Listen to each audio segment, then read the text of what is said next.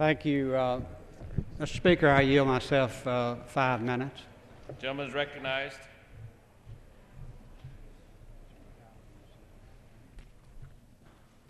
Thank you, Mr. Speaker.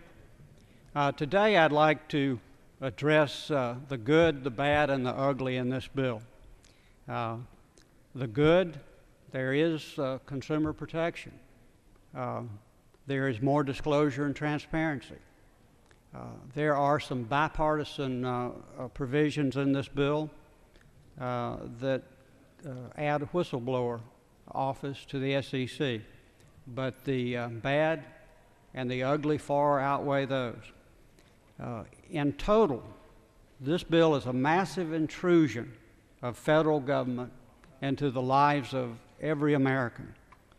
It is the financial services equivalent of Obamacare, the government takeover of our health care system. If finally enacted, it will move us further towards a managed economy with the federal government making decisions that have been and should stay in the hands of individuals and private businesses. For instance, it will make the compensation of every employee of a financial firm subject to rules set by a government overseer. Can you imagine anything as basic as what an employer pays an employee controlled by a federal bureaucrat in Washington? It even applies to clerical employees.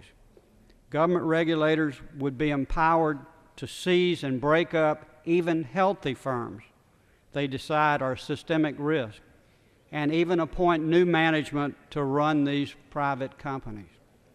As I said on the floor earlier today, this bill will institutionalize AIG-type bailouts of creditors and counterparties and saddle taxpayers with the losses resulting from out-of-control risk-taking by Wall Street institutions, gamblers. My colleagues on the other side of the aisle will tell you this bill does not include a bailout fund. They're wrong.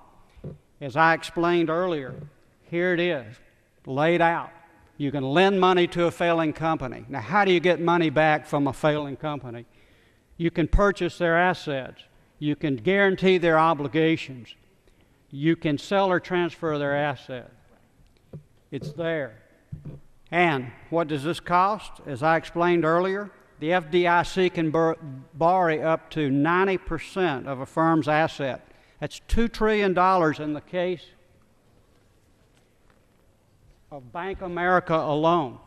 They could borrow $2.1 trillion in that case alone. That's a bailout fund, period. Not only will it make bailouts permanent, it will empower government employees to go around settle bankruptcy law and so-called resolutions done behind closed doors with unequal treatment of creditors at the whim of politically influenced government officials.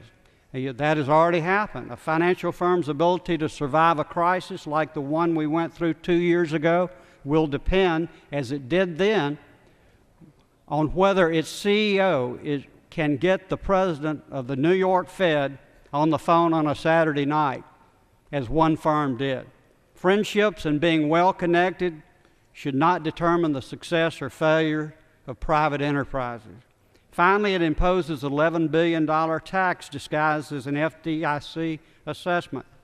To fund this new government spending, they tax Main Street banks and financial institutions.